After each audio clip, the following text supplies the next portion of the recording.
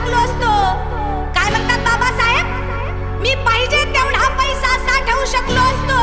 अरे त्या स्वप्न सुंदरीला मी माझ्या इशाऱ्यावर नाचवू शकलो असतो.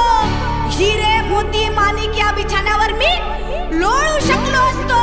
पण माझ्या समाजाला मी वाचवू शकलो नसतो. माझ्या समाजाला मी वाचवू शकलो नसतो. HKU.